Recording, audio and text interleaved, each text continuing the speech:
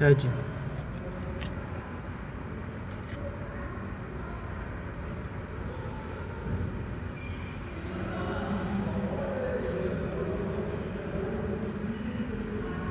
سلام.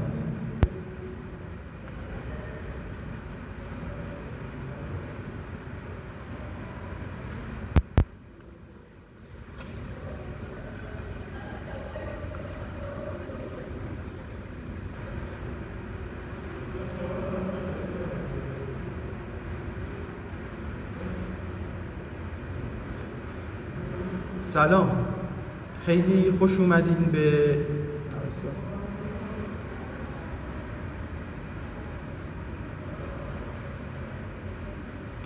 آخر این ویدیو. بهتون اثبات میکنم که چرا مقصر این دختره و مانیکسویت درست شل شده.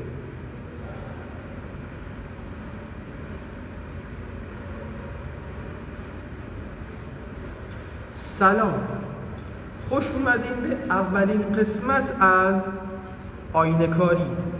نه.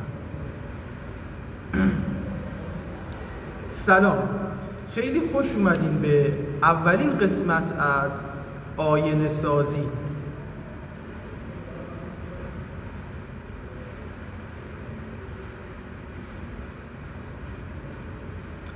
با احترام این مدل ویدیوها رو اسمش رو آینه سازی گذاشتم که ادای احترام کنم به رضا آینه عزیز. رضا آینه عزیز، متشکرم ازت که این محتوا رو برای یوتیوب فارسی ساختی.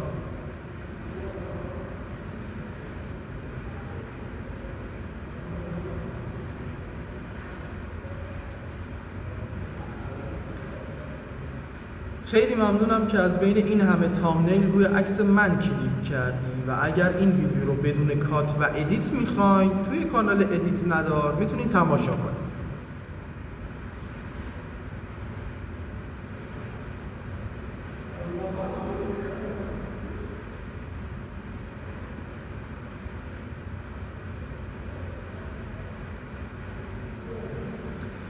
توی این ویدیو به شل شدن مانیکسویت میخوایم بپردازیم و ببینیم که آیا واقعاً بد بوده یا خوبه، مشکلی داشته. شل شدن به تنهایی نه تنها بد نیست بلکه ضروریه. اگر شل شدنی نبود من و تویی وجود نداشتیم. اما شل شدن توی برخی از موارد غیر قانونیه و اگر غیر قانونی نباشه غیر اخلاقیه.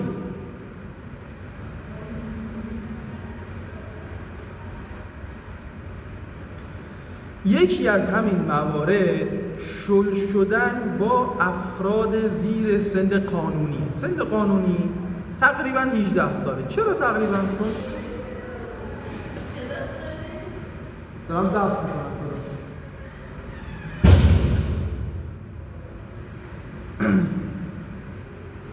آدم او چه کاری وادار میکنه.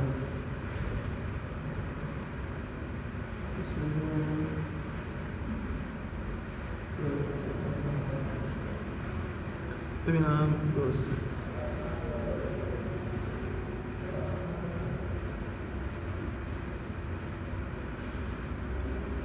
یکی از این موارد شل شدن با افراد زیر سن قانونیه. سن قانونی تقریبا 18 ساله.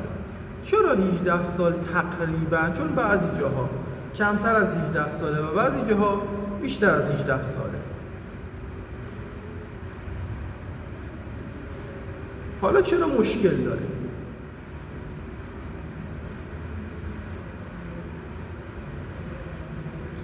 چون اون شخص به بلوغ فکری کامل نرسیده و ارتباط و رابطه شما با اون باعث سوء استفاده از اون شخص میشه، چون خودش قدرت تصمیم گیری و تفکر کاملی نداره، به 18 سال نرسیده. حالا 18 سال یک عدد مقدس نیست که بعد از اون تمام چیزهای دنیا رو یاد بگیریم، ولی طبق روال و قانون یه سن براش مشخص شده، پس در نتیجه زیر اون سن مشکل سازه.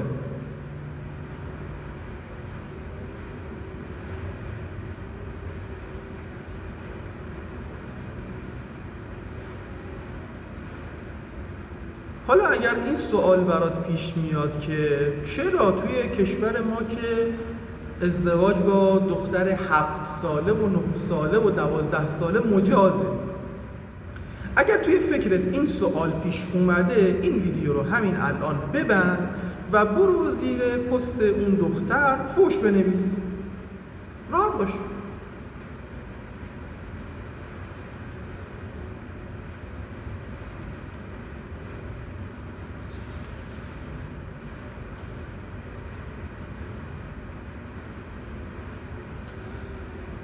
خب ما یک نکته ولی نکته جالب چیه؟ نکته جالب اینه که مانیک سویت عذرخواهی کرده.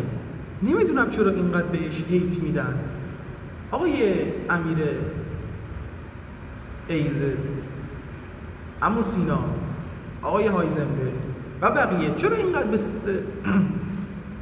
چرا اینقدر به مانیک سویت هیت میدین؟ اون که عذرخواهی کرد.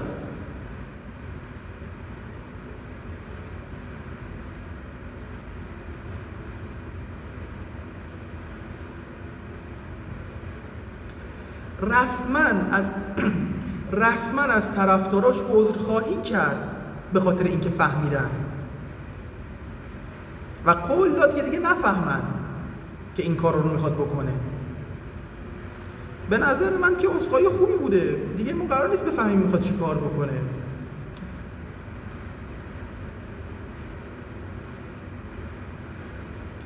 و به درستی و معصومیت دست اون شیاد رو کرد و گفت به خاطر چی افشا کرده. به خاطر ویو. مگه نگفت ویو؟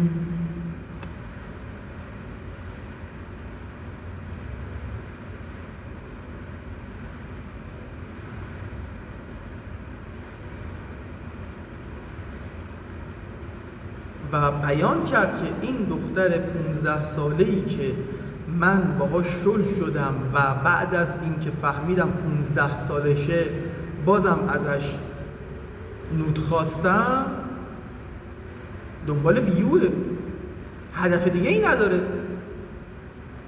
منطقیه.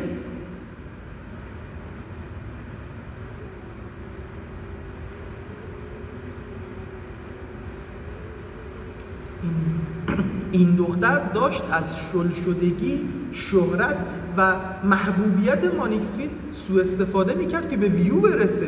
بله، بنده در همین جایگاه از الیستوری و محمد افشار بسیار بسیار تشکر میکنم که پشت مانی رو ول نکردن و نذاشتن این حجمه های دروغ به مانیک سویت ضربه ای وارد کنه. و آفرین به مانیک سویت که اون شکایت کرده از دختر 15 ساله‌ای که باهاش شل شده و نود خواسته، این رفته شکایت کرده. آفرین بهت.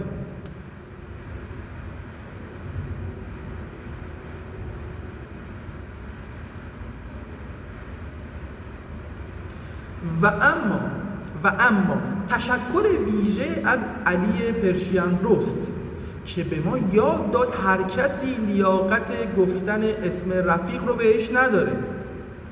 مثلا آقای امیر ایزه، تو چه لیاقتی داری بهت بگن رفیق؟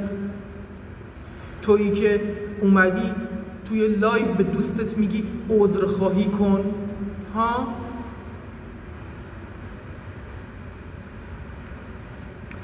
حالا تهدید جانی کرده، تهدید مالی کرده، بی‌آبرویی کرده، افشاگری زندگی خصوصی رو کرده، تهمت زده پشت سر یک خانومی، اونم تو جامعه ایران. البته که تو جامعه ایران تهمت روابط جنسی بدون احساس یا friends with benefits کرده، اینا رو درست انجام داده. ولی خب شما باید بیایید توی لایو بهش بپردازی. شما رفیق نیستی.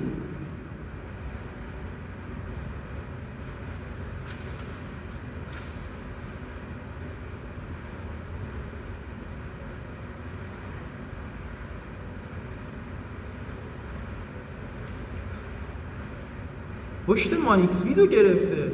بله که میگیره.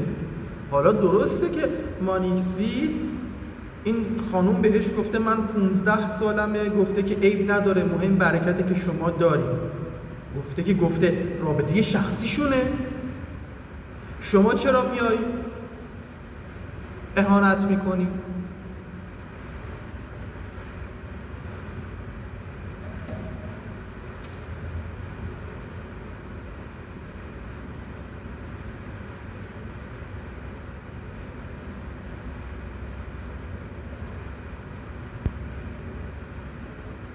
شما باید این کار رو بکنی آقای ایزد. بله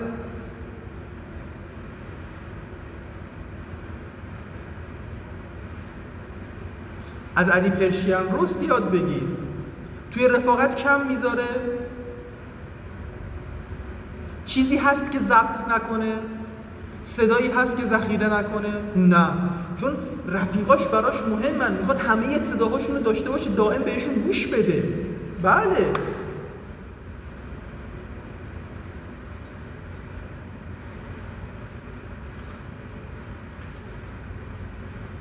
همه چی فولر بندی، پوشه بندی، موثق، که یه بار یه چیزی یادش نره، رفیقاش از دستش ناراحت بشن.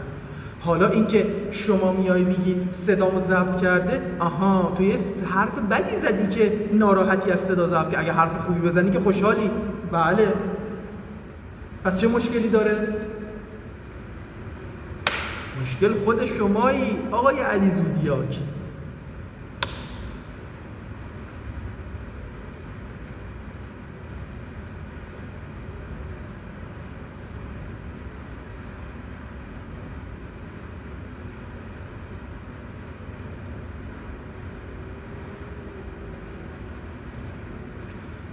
مرسی که تا اینجای ویدیو با من همراه بودین و ممنون از اینکه از بین این همه تامنیل روی عکس من کلیک کردین.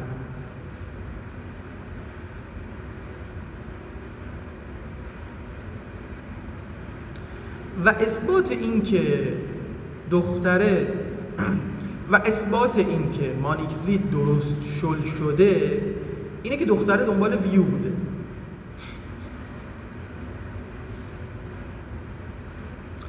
اگر میخواین رفتار درست و منطقی رو توی این زمینه‌های PDF، ورد و اکسل، نه PDF بدونین یا پدوفیل، نه اینو کات میکنم توی اون کانال بدونین، اگر میخواین رفتار درست با این نوع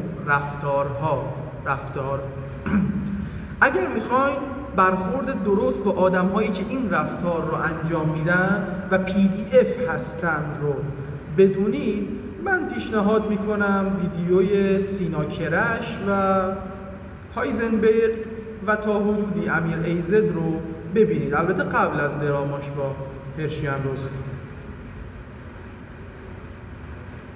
خیلی ممنون که تا اینجای ویدیو با من همراه بودین. برای ویدیوهای بعدی مشکلات و بحث‌های داغ رو بنویسید، بهشون میپردازیم و در آخر باز هم از رضا آینه تشکر میکنم. تا ویدیوی بعدی، خدا نگهدار.